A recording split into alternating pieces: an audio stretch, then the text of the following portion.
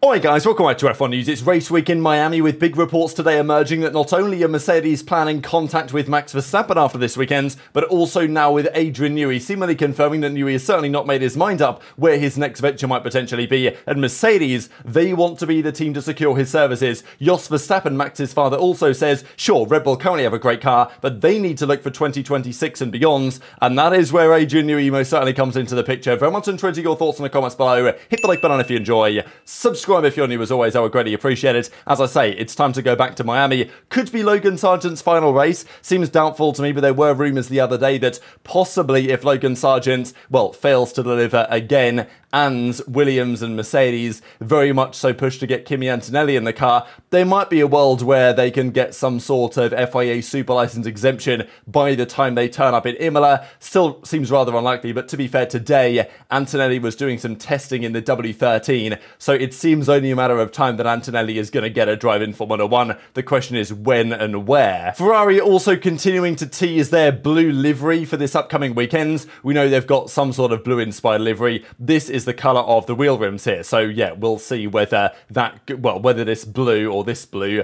kind of is maintained over to the actual main livery itself. There was some drama yesterday as well in the world of IndyCar, and it's definitely related to Formula 1 with some of the drivers that we have had in the Formula 2, Formula 1 stable over the last couple of years. Wild race, as usually here at IndyCar. There was a mannequin called Georgina that fell down onto the track actually at one point, and this was the eventual winner Scott McLaughlin pictured with said mannequin. It was a pretty wild race. The drama though has emerged after the Grand Prix about McLaren, right? So they have an IndyCar team as well, Arrow McLaren. They had a tough time. Alexander Rossi was P25, Pato O'Ward had a stinker race, he was P23. He even took out his own teammate Théo Pourchaire at one point, who of course Théo Pourchaire in the car replacing David Malukas for the weekend. So Pourchaire, current Formula 2 champion, might well look for a future in IndyCar, and he's been respectable the two races that he's filled in for, but Théo Pourchaire was filling in for David Malukas, who was out injured now for a few races.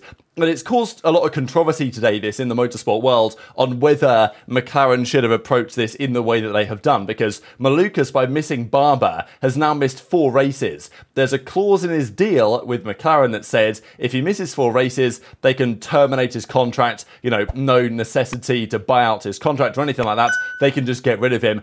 And it's interesting for McLaren. It's cutthroat, it's controversial, but maybe it is business at the end of the day. And it's just interesting that McLaren seems to be supporting Malukas over the last couple of months, that he's been going through these difficulties. And then literally the day that they're allowed to get rid of him, that's exactly what they do. Now, I've got to add the context here that David Malukas, he injured his wrist, I believe, in a mountain bike accident back in February. And his recovery has taken somewhat longer than expected. So it's not like he injured himself in a race situation. His injury was effectively self-inflicted in a way, like he didn't have to go mountain biking a month or so before the IndyCar season was due to begin. So I do get it, but obviously it's pretty tough for the man himself. Also raises questions like what happens next, because the theory is that number 6 McLaren might well go to either Théo Pourchaire going forwards or Callum Ilott. Callum Ilott would maybe be the man expected to do the ovals, because Pourchaire doesn't have experience there. Of course, 2 guys that have been formerly in the Formula 2 circuit with potential Formula 1 opportunities that unfortunately never materialise. There are clashes though with Ilott's WEC season and Pourchaire's Super Formula season, but it seems they might be able to work a way around that. There was also, speaking of McLaren, a potential injury to another one of their drivers from Lando Norris. So here he is this weekend. I think he was in Amsterdam having a piss up basically, and this incredibly well executed bandaging on his face here is because his nose was cut by something. I don't know exactly by what, but it must have been a relatively, I'm not going to say it's severe. I don't know if he was drinking something and somebody, fell on him or smashed in the face or whatever the case is. I don't know. But this is the state of the injury. You guys can clearly see there's some sort of cut on his nose that has been taped up here. So I think it's okay. It's not a major injury. It's not going to affect his performance, I imagine, this weekend. But yeah, he was most certainly having a good time. But the driver market continues to be very interesting indeed, especially with these statements today from Andreas Seidel. So AMUS get an interview with Audi CEO Andreas Seidel, of course, well, Audi man back in the day, but formerly McLaren was the most recent team that he was a part of. Now he's over at Sauber, but is effectively the man that is going to transition that team from Sauber into Audi going forwards. So a couple of statements are made, certainly on the driver decisions, right? right? Because Nico Hülkenberg was signed, they talked about why and,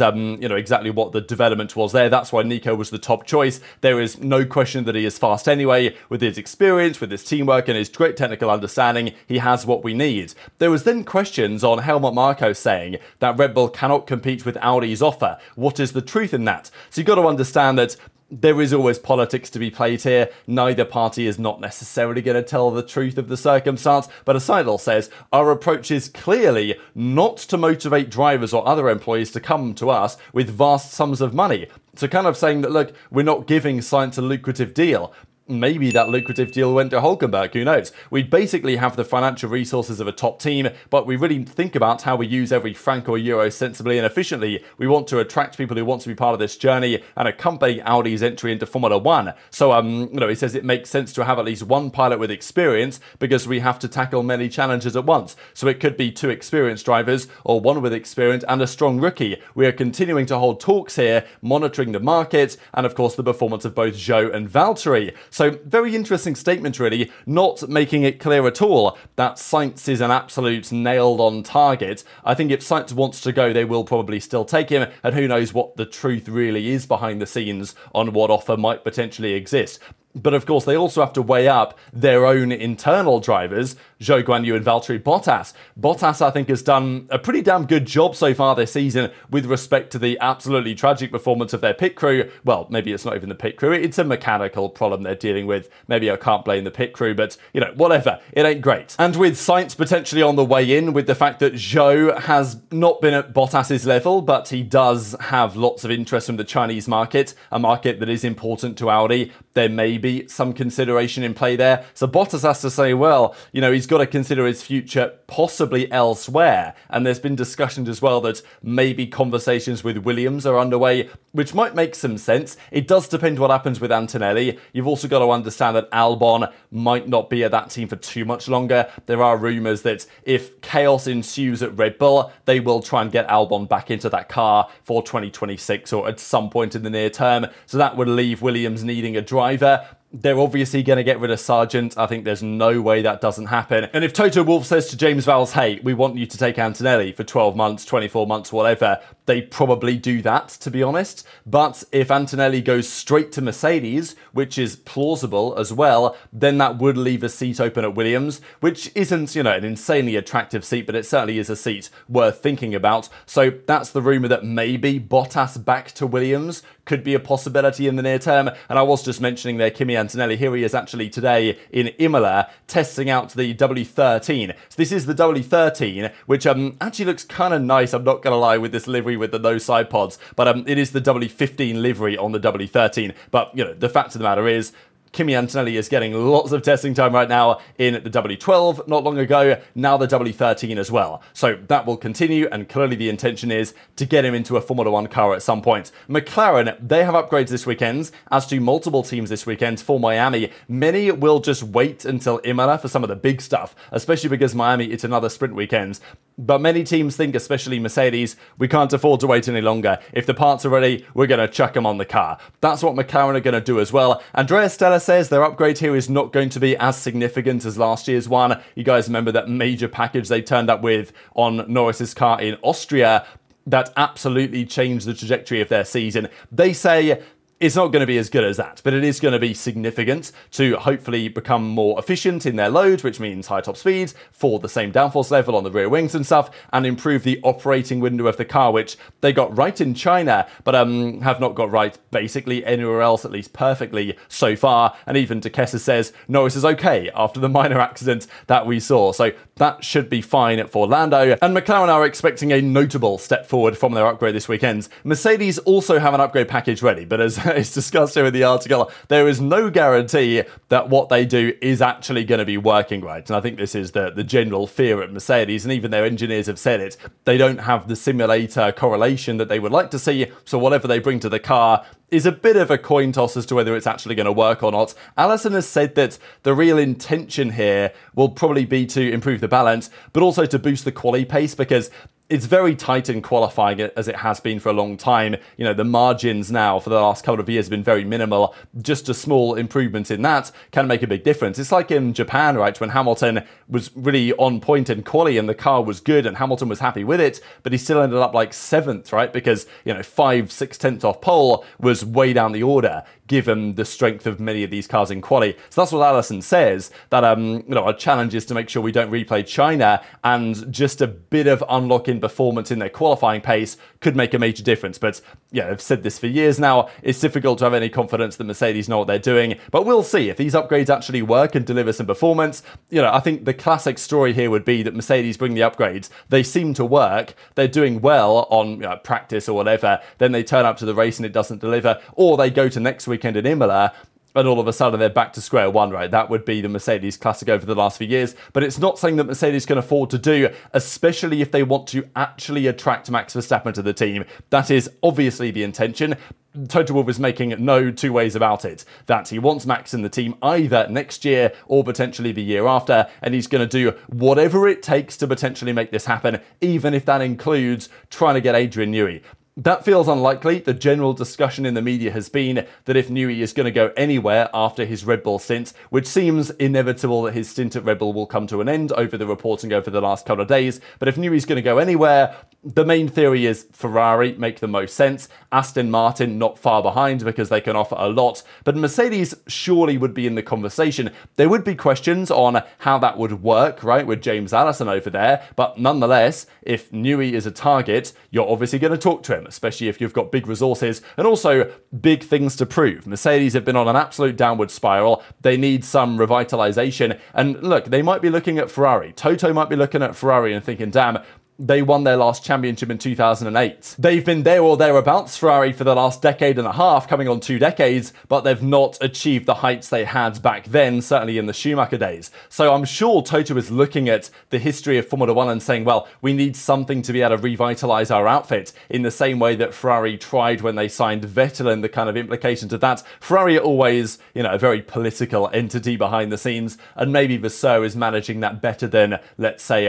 previous team principals that Ferrari have had. But now it feels like Ferrari are getting back on track. They're hiring lots of staff, even if it's not Newey, they're hiring lots of other engineers. You know, Hamilton comes in, brings a lot of excitement, brings a lot of interest to the team from other engineers as well to come and work with them. And, you know, Ferrari feel like over the next couple of years, they're going to be in as strong a position as they have ever been in for certainly the last 15 or so years. Mercedes, I think, will be looking at the situation and saying, yeah, we need something similar. We need some way to revitalize the team because they've lost so many engineers over the last few years. Hamilton leaving is, you know, a bit of a dagger, right? I mean, it's kind of twisting the knife at that point when Hamilton has no further confidence this team is going to be able to deliver as they have previously done. So, sure, Verstappen sees all this happening, but also I'm sure he sees a potential path back to the top if they were to hire many engineers. And that is apparently what Verstappen wants to see, is if he does go to Mercedes, he wants them to effectively hire lots of staff, potentially engineers that he has worked with very recently at Red Bull, in the same way that we might see with Hamilton going over to Ferrari. So Jos Verstappen, who we know has made his thoughts very clear on Christian Horner,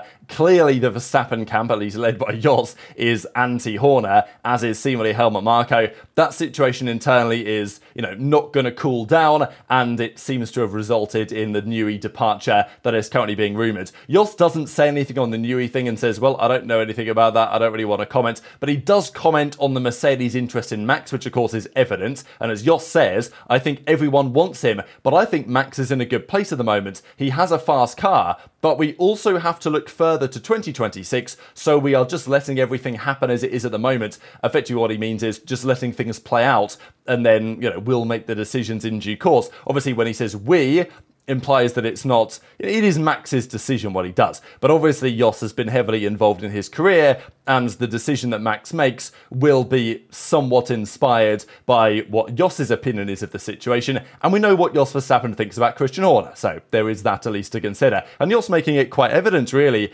that 2026 and the next cycle of regulations are critical. There is an argument.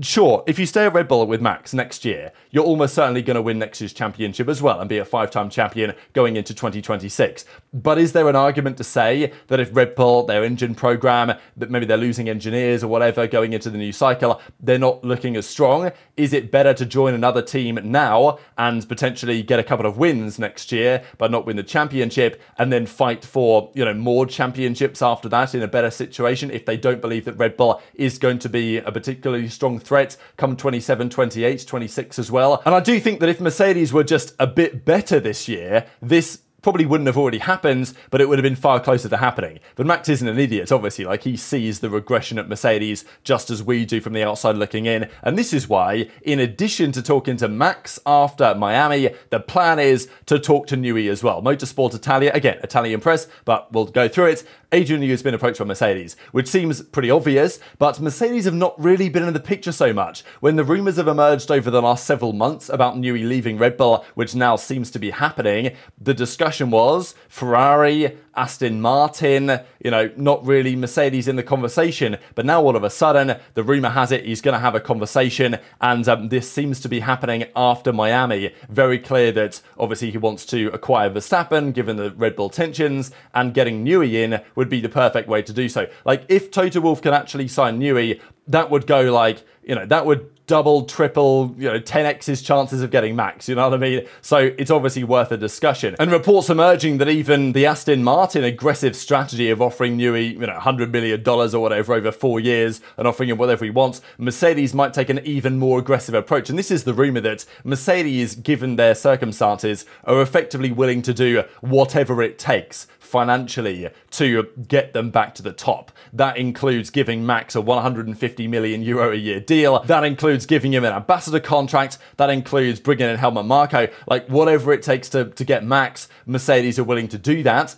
And, they obviously believe that's going to be a massive advantage, which of course it would be, but also it'd be an advantage in terms of who might come along as well with Verstappen. But there's obviously questions to be raised as to whether they can pull that off. But yeah, that's the rumours of today. Jos Verstappen effectively implying that Mercedes and other teams are very much in the conversation, especially if they were able to get Adrian Newey away from Red Bull, which Mercedes are going to try. But of course, the question might be, how is that going to work with James Allison over there? How would that fit into the technical structure? But it would be quite the scoop, because everyone's been talking about Fred Vasseur. He's cooking, he's making moves, and certainly that is true. But if Toto was able to come out here and get the job done of signing Newey, signing Max, that would be quite the statement in terms of being a competent team principal, which has been called into question massively over the last several months. Got to remember as well, Miami was the scene of the crime last year for Max Verstappen, who won from P9 and effectively crushed the spirits of Sergio Perez that weekend and annihilated him for the rest of the season. He's actually won 11 straight races in North America, which is wild, I'm not going to lie, and he could make it 12 in a row in Miami this Sunday. There was also talk from Max recently about the sprint races, not especially liking them, and actually Lando is on board with that agreement, or is in agreement, let's say, with that opinion as well, when he kind of responds to the Stefano Domenicali words the other day when Domenicali was asked, what about more sprints? And he says, yeah, why not? Fantastic. Sprints are good for the organisers. They get more money because there's, people do tend to watch more, right? They tend to watch practice less than they do actual on-track qualifying or races, which is fair enough. But he doesn't think they're a good thing for the sport. We already do 24 races. I don't think they're good to watch either, personally. I know that they get more viewers, but, look, I've made that point for many times in the past. Norris, though, is looking at it from the team POV and is saying, this is not healthy for the teams. 24 races a year with 6, potentially 12 sprints, whatever they're going to do in the future, is not a good idea for anyone involved. And so Norris is pushing back. Most of the drivers are pushing back hard on this, but it doesn't really seem like Formula 1 management especially cares. So very much interested in your thoughts on all this stuff in the comments below. Hit the like button if you enjoyed, subscribe if you're new, take care, and I'll see you next time. Thanks for watching.